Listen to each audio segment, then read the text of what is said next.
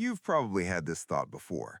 You see two computers side by side. One is cheap and basic, the other is expensive and powerful. And you assume the expensive one is obviously better, faster, smoother, a completely different experience. But then you actually use both, and the difference isn't as dramatic as you expected. Maybe it's faster, sure, but not life-changing. And suddenly you're wondering, what am I actually paying for here? Here's the thing. The difference between a cheap PC and an expensive PC is real, but not always where people think. People assume price equals speed. Spend more, get more performance.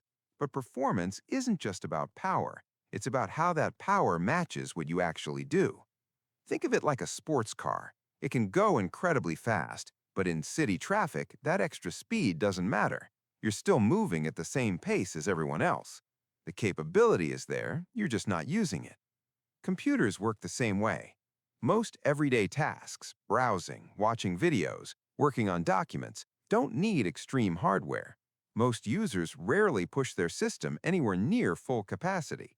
So a high-end PC often spends most of its time underused. And that leads to a simple realization. For many people, a cheap PC and an expensive PC feel almost the same because they're doing the same things. Now, that doesn't mean expensive PCs are useless. The difference shows up when the workload demands it: gaming, video editing, heavy tasks. But here's where people get it wrong. They buy for potential instead of reality. They think, I might need this someday, and that often leads to paying for performance that never gets used. Meanwhile, something more important gets ignored: optimization. A well-managed cheap PC can feel faster than a poorly managed expensive one, because performance isn't just power, it's efficiency. If an expensive PC is full of startup apps, background processes, and unnecessary software, it's already busy before you even use it. Now compare that to a cheaper PC that's clean: fewer apps, fewer processes, more available resources. Which one feels faster? Often, it's the cheaper one, because the bottleneck isn't the hardware, it's everything running on top of it. So instead of asking, how powerful is this PC? Ask, how efficiently is it being used? Storage also matters. A system with a fast SSD can feel much more responsive than one with slower storage, regardless of price. Then there's software, apps running in the background, updates, syncing. All of this adds friction over time, and friction slows everything down. Time affects all systems the same way. A new PC feels fast because it's clean, but as you install apps and build habits, that speed fades, not because the hardware changed, but because the system became busier. And this is why people upgrade too soon. They mistake inefficiency for lack of power.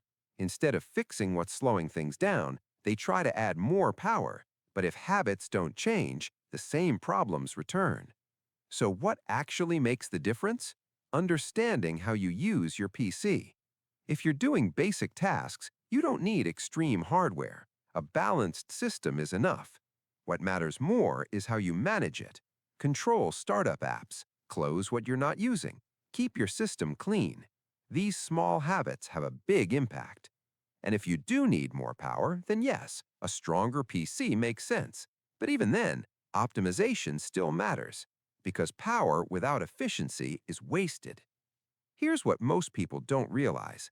The gap between a cheap PC and an expensive PC is often smaller in real life than it looks on paper, because real performance comes from balance. And once you understand that, everything changes. You stop chasing specs and start focusing on what actually improves your experience.